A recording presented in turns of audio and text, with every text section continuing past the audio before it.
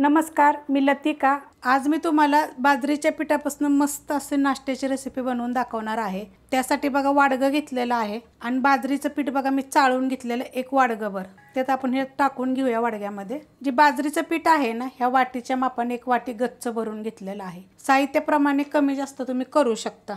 आता ह्यात काय टाकायचं आपल्याला माहिती आहे का? हे मेथीची भाजी घेतलेली, एक मुठभर मेथीची भाजी देठासकट घेतलेली आहे बघा। नुसती पानं जरी घेतली तरी पण चालू शकते। ही आपली कांद्याची पात घेतलेली आहे, 6 ते 7 लांबडे कांद्याची पात घेतलेली आणि त्याला अशी मी कापून घेतलेली आहे। सगळं स्वच्छ धुवून पण घेतलेलं आहे आणि कोथिंबीर घेतलेली, पहिलं धुवून नंतर कापून घेतलेलं आहे।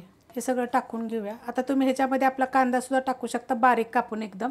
अर्धा कांदा टाकला तरी चालू शकते। ह्याच्यामध्ये बघा आपल्याला धने आणि जिरे आणि थोडासा ओवा असं दरदरा कुटून घेतलेला असं दिसत असेल बघा। जास्त बारीक नाही, असं दरदरा कुटून घेतलं तर चालेल। जर नसेल तुमच्याकडे बारीक असेल तर ते पण टाकलं तर चालू शकते। ह्या टाकायची आपल्याला थोडीशी हळद। आता ह्याच्यात बघा 3 हिरव्या मिरच्या, अर्धा इंच आलं, 6 पाकळ्या लसणाच्या अशा कुटून घेतलेल्या दिसत, असं मोठं मोठं कुटलेलं आहे। जरी पेस्ट जरी टाकली तरी पण चालू शकते, पण कुटून टाकल्याची चव वेगळी असते।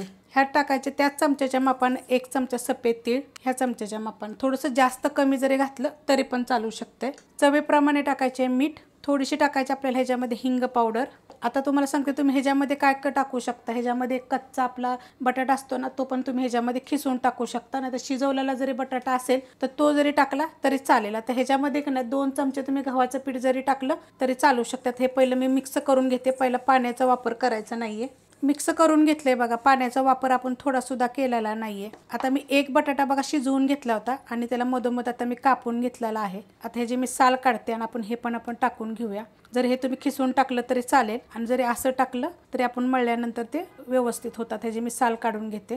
अर्धा बटाटा बघा टाकून घेतलेला आहे, तर हाच अर्धा जरी बटाटा तुम्ही कच्चा जरी टाकला तरी चालेल आणि शिजवलेला जरी टाकला तरी चालू शकतं। तर हे आपण पहिलं मिक्स करून घेऊया। बटाटा टाकल्यानंतर बघा चांगलं मिक्स करून घेतलेलं आहे। पाण्याचा वापर मी थोडा सुद्धा केलेला नाहीये। जेवढं हाताने आपण असं दाबून दाबून मळल का नाही तर तेवढं चांगलं मळलं जातं। ह्यात एक तुम्ही कांदा पण टाका। ह्यात टाकणार 1च चमचा फक्त मी गव्हाचं पीठ, ज्या चमच्याने आपण तेल टाकलं होतं ना त्याच चमच्याने मी गव्हाचं पीठ टाकणार आहे। तुम्हाला जर ह्यात जर तांदळाचं पीठ जरी टाकायचं असेल तर टाकू शकता, चण्याचं डाळीचं पीठ जरी टाकलं तरी चालू शकतं। आता ह्यात आपण टाकायचं थोडंसं पाणी, एकदम थोडंसं टाकायचं, एकदम जास्त असं टाकायचं नाही। मी थोड्या प्रमाणात दाखवते, ह्याप्रमाणे तुम्ही साहित्य पण जास्त कमी जास्त केलं तर चालू शकतं। हे मळून घेऊया आपण।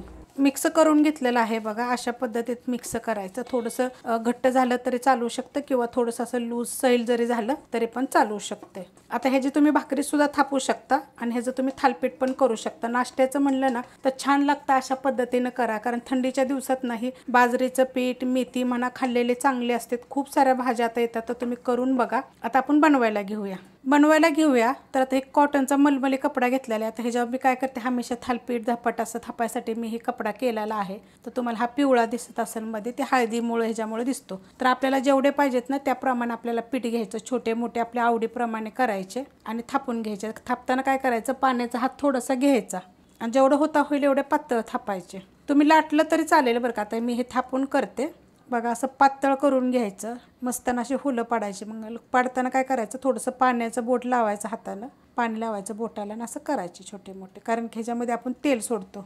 तवा ठेवला आहे बघा गरम करायला आणि त्याच्यामध्ये आपण टाकून घेऊया अशा पद्धतीमध्ये बघा। आता ह्याच्यात काय करायचं माहिती आहे का, ह्याची छोटे छोटे जे होलं केलेले आहेत ना त्याला हाताने तुम्ही मोठे केले तरी चालतील। आता जसे आहेत त्याच्यामध्ये थोडंसं असं तेल सोडून घ्यायचं। गॅस आहे मीडियम आणि चांगली खालची साईड पहिले भाजून घ्यायची, नाहीतर काय करायचं माहिती आहे का, थोडासा पाण्याचा शितोडा मारायचा आणि असं कसलं जर तुमच्याकडे झाकण वगैरे असेल तसं झाकून ठेवलं तरी चांगलं वाफवलं जातं। तशा बी पद्धतीनं तुम्ही करू शकता। आता आपण भाजून घेऊया, पलटी करून घेऊया। हे कसं मस्त गरम गरम दह्यावर खायला, कोरडं जरी खाल्लं तरी चालू शकते बघा। छान असं भाजलं बघा, किती मस्त असं भाजलं गेलेलं आहे। थोडंसं पहिलं जरी तुम्ही पॅनला तेल लावलं तरी पण चालू शकतंय। आता खालची साईड भाजून घेऊया। आता खालची साईड भाजली का बघूया, थोडं एक टिपका मी तेल टाकून घेते बघा। मस्त असे एकदम खरपूस असे छान झालेलं आहे बघा। वरनं थोडंसं मग तेल लावायचं, तेल लावलं चालतंय, तूप लावलं तरी चालतंय। तुम्हाला जर चांगली आवड आहे खायची तर मग तुम्ही थोडंसं बटर जरी लावलं तरी चालेल। पण किती मस्त बघा भाजलं गेलेलं आहे, अशा पद्धतीने करायचं। आणि तुम्ही दह्याभर खाऊ शकता, चटण्यांच्या खूप रेसिपी टाकलेल्या आहेत, ते कोरडं पण खाऊ शकता। अशा पद्धतीने मी बाकीचे राहिलेले सगळे बनवून घेते। रेसिपी आवडली तर लाईक करा, सबस्क्राईब करा, कमेंट करा आणि शेअर बी करा।